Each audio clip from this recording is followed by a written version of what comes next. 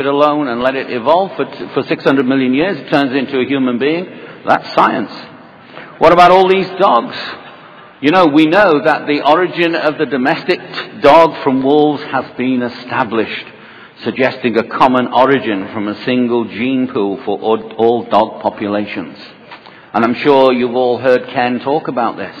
This is important. You know, the thing I find amazing is that we creationists have been saying this for 30, 40 years about after our own kind, about dogs being the same. And I used to be picked up about this in the 1970s and 80s by zoologists saying, no. And now they've shown it to be so. And so you can get all these different varieties of dogs. Over 400 different varieties have been bred in the last 400 years. And you can breed some fantastic dogs like this one. I believe this is quite a favorite over here in the USA, a Chinese crested dog. And this dog appeared, now you're going to have to, close your eyes because this is really frightening what I'm going to show you now. It's not a poodle. This is worse than a poodle, if you can imagine such a thing. This appeared on the 4th of July celebrations a couple of weeks ago. That is supposed to be the ugliest dog in the world, and he's now retiring. And this is the smallest dog in the world, weighs a pound in weight, and you can see he's by the side of a tin of dog food. And you can breed some fantastic different types of dogs, like these hairless Mexican dogs. But you can't breed something like this, can you? Neither can you breed something like that.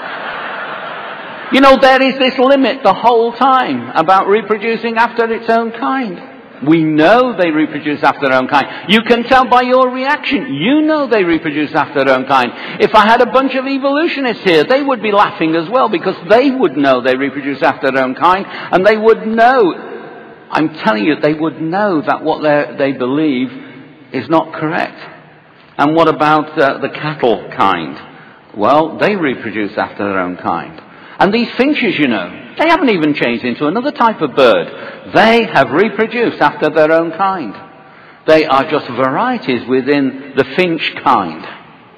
You see, all this is consistent with scriptures.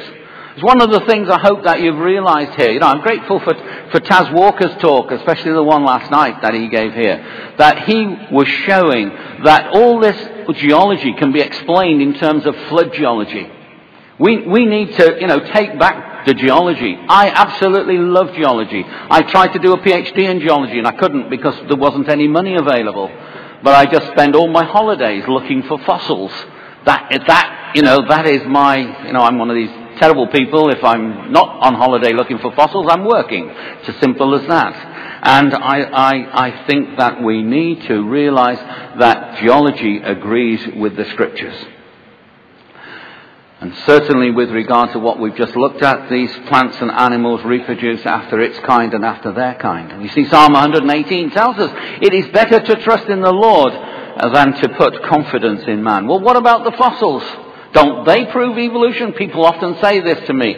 Well, we can have a look at various fossils, like these two, Lingula and Lingulella. Lingula, there you can see, you can go to the Pacific Ocean and you find those shells still alive today. There has been no change whatsoever.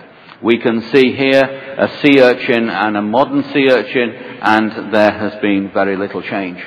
You know, I went to university in the 1960s, and I was in a geology department where nobody cared if you were a creationist, because that word, as far as they were concerned, hadn't been invented then, and they didn't care. They attacked evolution. I had a paleontology lecturer, and he used to spend more time telling us why evolution could not possibly have occurred, in spite of the fact that it has occurred, than he did telling us about why it had occurred.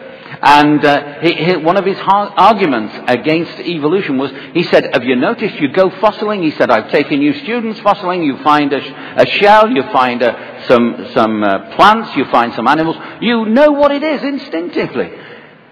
He used to say to us there was three types of animals which have become extinct. Dinosaurs, trilobites and graptolites. And since then, they found graptolites in the Pacific Ocean. So he says, so if he was talking to you now, he would say, and I'm saying to you, apart from trilobites and apart from dinosaurs, you recognize that sea urchin on the right-hand side as being, well, you know it's a sea urchin because it's a live, living one, but the fossilized one, you recognize it as a sea urchin. Why? Why is it that we recognize crinoids? On the slide there, you can see a fossilized crinoid, and whenever you find it fossilized, it's usually in limestone, and they're called crinoidal limestones. And the other one is one that's alive and well because they live off the coast of the UK. There's been no change whatsoever between the fossilized ones and the ones that we find living today. And you know, you don't need a PhD in paleontology to recognize these creatures. Frogs have not changed. And neither has the coelacanth. The coelacanth, the fossilized one at the top there, and the one on the bottom, which is the one that was found in 1938 and living in the Indian Ocean off the coast of South Africa, and we've now found groups of them living off the coast of Indonesia. There's been no change. When they found this one, they got very excited because they said it was a living fossil. They wouldn't accept that evolution hadn't occurred. Oh no. The fact that they hadn't found one, they reckon, in the fossil record for millions and millions of years. Forget it. So this question is, are fossils really evidence for evolution? And the answer to this question is no. It's a resounding no. When I first met Duane Gish in the 1970s, he had written a book called Evolution, the Fossils Say No. And then he wrote another one, didn't he? Evolution, the Fossils Say No, expanded, revised edition. And now he's written one, Evolution, the Fossils Still Say No. I know Duane has just retired and he hopes to rewrite this. What would he call it? It'd be very interesting to think if you can think of a good title.